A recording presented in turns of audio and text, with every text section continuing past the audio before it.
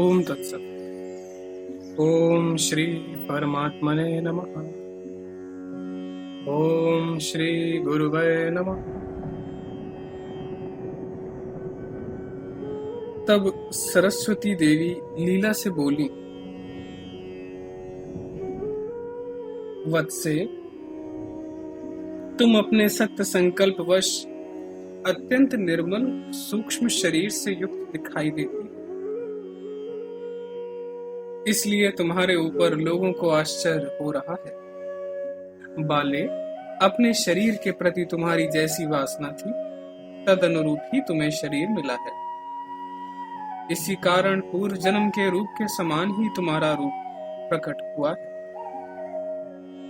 क्योंकि सब लोग अपनी वासना के अनुसार ही सब पदार्थों को देखते। सिंध सिद्ध सुंदरी, तुम सूक्ष्म शरीर से संपन्न हो, अतः तुम्हारा वह पूर्व जन्म का शरीर तुम्हें भूल गया है। इसी कारण उस पर तुम्हारी वासना नहीं रह गई। जिस ज्ञानी पुरुष की सूक्ष्म दृष्टि दृढ़ मूल हो जाती है, उसका पांच भौतिक शरीर दूसरों द्वारा देखा जाता हुआ भी सूक्ष्म ही है। आज हम लोग इस मंडप आकाश में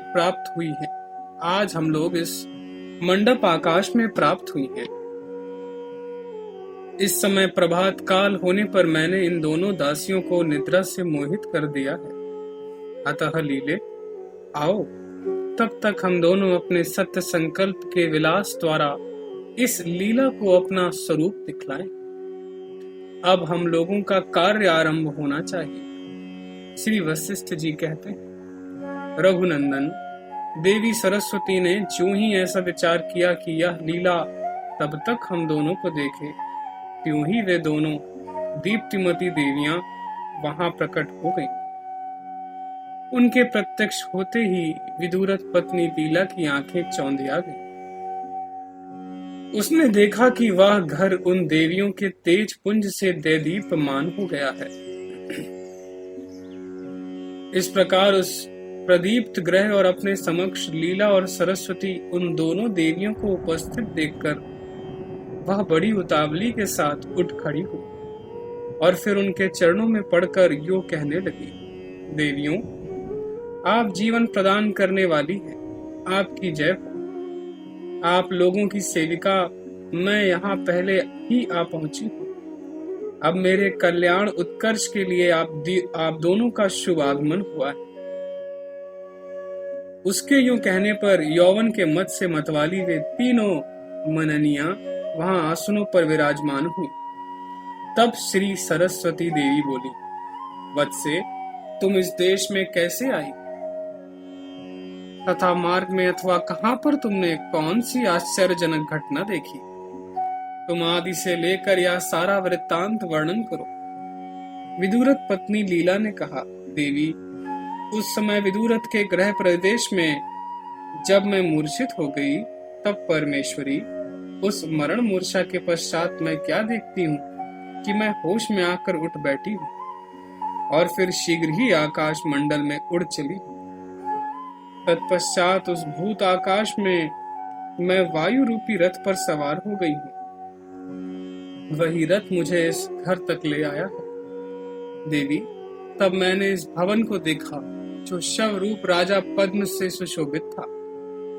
उसके भीतर दीपक का प्रकाश फैल रहा था। यह अत्यंत स्वच्छ और बहुमूल्य शैया से युक्त था। तदनंतर जब मैं अपने इन पतिदेव का अवलोकन करने चली, तब क्या देखती हूँ कि जिनका सारा अंग पुष्पों से आच्छादित है, वे राजा विदुरथ यहाँ उसी प्रकार सो रहे, मानो पुष्पवन में वसंत शयन कर रहा हो। देवेश्वरी, तब मैंने यह सोचा कि ये संग्राम रूपी कार्य के अधिक परिश्रम से थक गए हैं, इसलिए गाढ़ निद्रा में सो रहे। अतः मैंने इनकी यह निद्रा भंग नहीं की। इसके बाद ही आप दोनों देवियां इस स्थान पर पधारी हैं। मुझ पर अनुग्रह करने वाली देवी, इस प्रकार मुझे जैसा अनुभव हुआ था वह सब आपसे कह सुनाया। तब श्री सरस्वती देवी बोली, लीले, तुम दोनों के नेत्र बड़े सुंदर हैं और चलने का ढंग हंस की चाल के समान मनोहर है। अच्छा, अब हम इस राजा को शवशैया से उठाते हैं। यूं कहकर सरस्वती देवी ने कमलिनी द्वारा बिखेरी गई सुगंध की भांति राजा के जीवात्मा को छोड़ दिया। तब वायु रूपधारी वह जीव राजा की नासिका के निकट गया और उसके नसारंध्र में प्रविष्ट हो गया, ठीक उसी तरह जैसे वायु बांस के छिद्र में प्रवेश करती है। उस समय वह अनंत वासनाओं से युक्त था। फिर तो जैसे अनावृष्टि के कारण मुरझाया हुआ कमल अच्छी जल वृष्टि होने से पुनः विकसित हो जाता है, उसी तरह जीव के अंदर प्रवेश करने पर राजा पद्म का विवर्ण हुआ मुख पुनः पूर्ववत कांतिमान हो गया। तदनंतर उसके सारे अंग क्रमशः चेष्टाशील होकर सुशोभित होने लगे, जैसे पर्वत की लताएं वसंत को पाकर प्रफुल्लित हो जाती। तब उसने अपने उन नेत्रों को, जिनकी पुतलियां निर्मल और चंचल थीं, खोल दिया। तत्पश्चात वह बढ़ते हुए विंध्य पर्वत के समान अपने शरीर को शैया से ऊपर उठाते हुए उठ बैठा और मेघ के समान गंभीर वाणी में बोला, यहाँ कौन है? तब तक दोनों लीलाएं उसके आगे उपस्थित होकर बोली, महाराज आज्ञा दीजिए। जब उसने दो लीलाओं को, जिनके आचार आकार रूप मर्यादा वचन उद्योग आनंद और अभ्युदय सभी एक से थे, नम्रता पूर्वक अपने सामने खड़ी देखा, तब उनकी ओर ध्यान पूर्वक देखते हुए पूछा, तुम कौन हो और यह कौन है तथा यह कहां से आई है?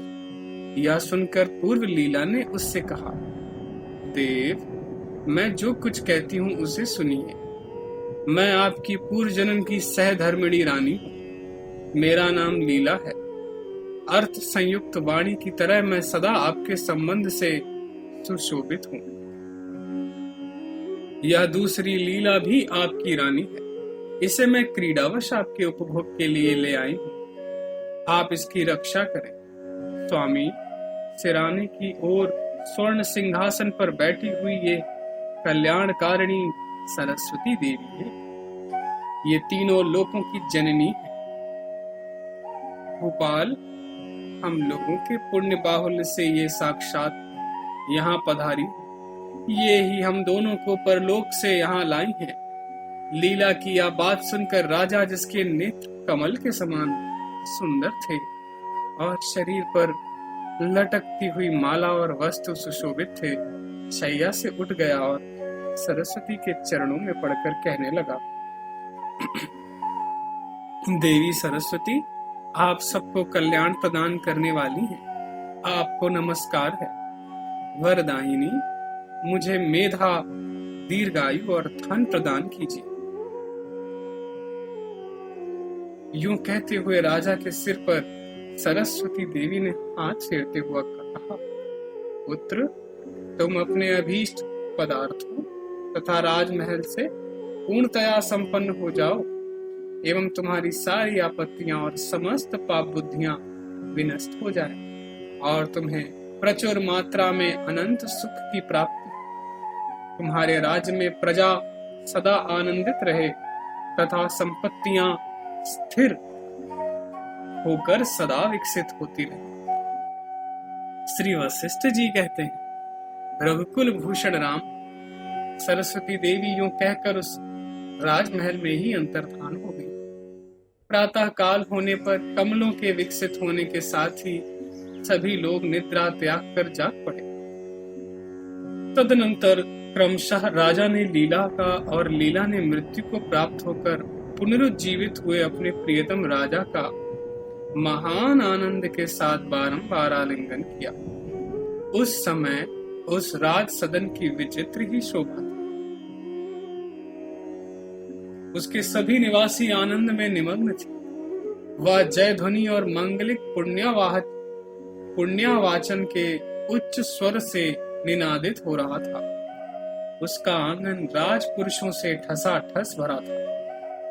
प्रजाजनों द्वारा लाए जाते हुए उपहार परस्पर टकरा जाने से गिर जाते थे, जिससे उसकी समतल भूमि ऊंची नीची हो गई थी। उस उत्सव के अवसर पर मस्तक पर पुष्पमाला धारण किए हुए लोगों के आने जाने से उसकी विशेष शोभा हो रही थी। वह मंत्रियों, सामंत, राजाओं और नगरवासियों द्वारा बिखेरे गए मांगलिक पदार्थों से आच्छन्न था। उस समय पूर्व लीला दूसरी लीला रानी को एवं अपने पति महाराज पद्म को परलोक से ले आई है। यूं अनेक विध गाथाओं के रूप में लोग देश देशांतर में इसका गान करते थे।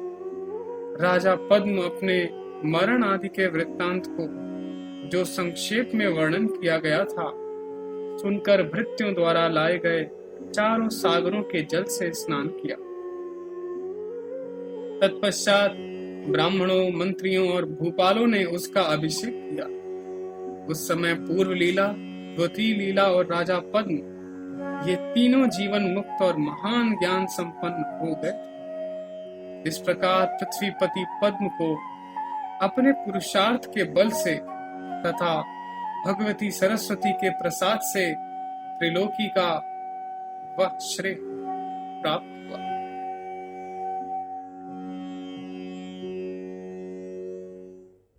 तदनंतर सराहनीय गुणों से युक्त राजा पद्म, जिसे सरस्वती द्वारा उपदिष्ट ज्ञान के प्रभाव से भली भांति आत्म तत्व का बोध हो चुका था, दोनों लीलाओं के साथ वहां राज्य शासन करने लगा।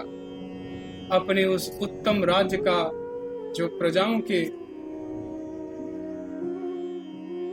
नित्य अभ्युदय से निर्दोष, शास्त्र अनुकूल होने से विद्वानों को भी मुक्त करने वाला, समुचित, आत्महितकारी और सारी जनता के लिए संतोषप्रद था। चिरकाल तक पालन करके अंत में वे श्रेष्ठ दंपति लीला और राजा पद्म विमुक्त हो गए। वत्स राम, मैंने इस पवित्र लीलो उपाख्यान का दृश्य रूप दोष की निवृत्ति के लिए तुमसे वर्णन किया। वस्तु तस्तु दृश्य सत्ता शांत ही है। जब वह है ही नहीं, तब उसके लिए शमन का प्रयोग करना उपयुक्त नहीं है, क्योंकि सत अर्थात विद्यमान के मार्जन के लिए ही प्रयास किया जाता है, असत के लिए कभी नहीं। तत्वज्ञ पुरुष आकाश सरीखे निर्मल ज्ञान से ज्ञेय स्वरूप दृश्य को ब्रह्म में विलीन समझकर आकाश के समान निर्मल बना रहता है। यदि कहो कि पृथ्वी आदि से रहित स्वतः सिद्ध स्वयंभू सच्चिदानंद ब्रह्म ने ही इस दृश्य की कल्पना की है, तो उसने उसे अपने में ही सिद्ध किया। चेतन आकाश रूप परमात्मा का अवभास ही जगत नाम से समझा जाता है, या उस विशुद्ध सच्चिदानंद घन परमात्मा के किसी एक अंश में स्थित है, या सब कुछ जिस रूप में देखा गया था वह ज्यों का त्यों अखंड रूप से स्थित है, या अनंत सृष्टि माया से उत्पन्न होने के कारण माया ही है, और माया कोई सत्य वस्तु नहीं। निष्पाप राम, जिस पुरुष को जिस समय जिस रूप से जिस पदार्थ की प्रतीति होती है, वह पुरुष उसी समय उसी प्रकार उस पदार्थ का पूर्ण रूप से अनुभव करता है। जैसे विष को सदा अमृत ही समझते रहने से वह अमृतत्व को प्राप्त हो जाता है, उसी तरह शत्रु के प्रति सदा मित्र भाव रखने से वह मित्र बन जाता है। इन पदार्थों के निजी स्वरूप की जैसी भावना की गई, वह भावित स्वरूप ही चिरकाल के अभ्यास से स्वभाव बन गया। चेतन परमात्मा का स्वभाव ही विकासशील है। वह जैसे और जिस रूप में विकसित होता है, शीघ्र ही वैसा हो जाता है। इसमें उसका स्वभाव ही एकमात्र कारण है। इसी कारण दुखी पुरुष के लिए जो रात्रि कल्प के समान लंबी प्रतीत होती है, वही सुखी के लिए एक क्षण सदृश लगती है, जैसे स्वप्न में एक क्षण कल्प सा हो जाता है। उस क्षण भर के स्वप्न में मनुष्य यूं देखता है कि अभी अभी मेरी मृत्यु हो गई, पुनः मैं पैदा हुआ और तरुण होकर युवावस्था में स्थित हूँ, फिर 100 योजन दूर चला गया हूँ। परंतु ध्यान द्वारा जिसका चित्त प्रक्षीण हो गया है, अर्थात जो निर्विकल्प समाधि में स्थित है, उसके लिए न दिन है न रात्रि। परमात्मा के ध्यान में मग्न योगी की दृष्टि में न जगत सत्य है न जगत के पदार्थ ही। महाबाहो, यह जगत जैसी उसके संबंध में भावना होती है तदनुकूल ही प्रतीत होने लगता है। जैसे मधुर में निरंतर कटुता की भावना करने से वह कटु सा लगने लगता है और कटु में मधुर की भावना करने से वह माधुर्य से युक्त सा अनुभूत होता है, तथा शत्रु में मित्र बुद्धि रखने से वह मित्र एवं मित्र में शत्रु बुद्धि रखने करने से वह शत्रु हो जाता है। जो शास्त्र अध्ययन और जप आदि पदार्थ हैं, जिनका पहले अभ्यास नहीं किया गया, उनकी भावना का अभ्यास करने से निश्चय ही समता प्राप्त होती है। नौकारोही अतः भ्रम पीड़ित लोगों की भावना से पृथ्वी चलती हुई सी प्रतीत होती है,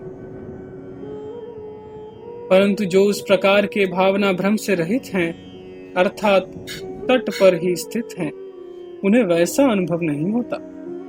जैसे स्वप्न दृष्टा की भावना से स्वप्न में शून्य स्थान भी जनाकीर्ण प्रतीत होने लगता है, उसी तरह अज्ञानवश भावना से ही सर्वथा नीला आकाश कभी पीत और कभी शुक्ल सा अनुभूत होने लगता है, तथा उत्सव आपत्ति सरीखा विषाद जनक हो जाता है। जैसे सुवर्ण के भीतर द्रवत्व वर्तमान है, परंतु वह दृष्टि गोचर नहीं होता, उसी तरह परब्रह्म के अंदर यह सृष्टि स्थित है। जैसे स्वप्न में एक मनुष्य का दूसरे के साथ युद्ध हुआ, वह स्वप्न काल में सत्य होते हुए भी जागने पर असत्य ही है। उसी तरह मायाकाश में स्थित यह स्वात्मा रूपी जगत भी माइक दृष्टि से सत्य होते हुए भी तात्विक दृष्टि से असत ही है। महाकल्प के अंत और सृष्टि के आदि में यह जगत सच्चिदानंद स्वरूप ही है। पीछे यह असत जगत कारणत्व अर्थात परमात्मा को प्राप्त हो जाता है, परंतु वास्तविक परमात्मा किसी में लीन नहीं होता। इस ब्रह्मा के मुक्त हो जाने पर यदि उस परमात्मा की स्मृति से उत्पन्न दूसरे ब्रह्मा हो, तो उनकी स्मृति रूप ज्ञान से प्रकट हुई सृष्टि में ज्ञान मात्र ही स्थित है। जो जीवात्मा अभ्यास वैराग आदि तीव्र साधनों से युक्त है, अतः विषय भोगों से विचलित न होता हुआ मोक्ष पर्यंत एकाकार वृत्ति से रहता है, वही परम स्थिरता मोक्ष को प्राप्त होता है। इस प्रकार सहस्त्रों सृष्टियों के बारंबार उत्पन्न होने, स्थित होने और नष्ट होने पर जीव समूहों में से किसी को ना तो कोई वस्तु प्राप्त है और ना प्राप्त ही, क्योंकि जब पदार्थों की सत्ता है ही नहीं, तब फिर उन्हें प्राप्त अप्राप्त कैसे कहा जा सकता है। अतः यह सब कुछ आवरण रहित शांत स्वरूप सच्चिदानंद परमात्मा ही है। जैसे पत्र, पुष्प, फल और शाखा आदि अंशों से युक्त वृक्ष एक रूप से भली भांति स्थित हैं, उसी तरह अनंत एवं सर्वशक्तिमान परमात्मा एक रूप से ही लोगों में व्याप्त है।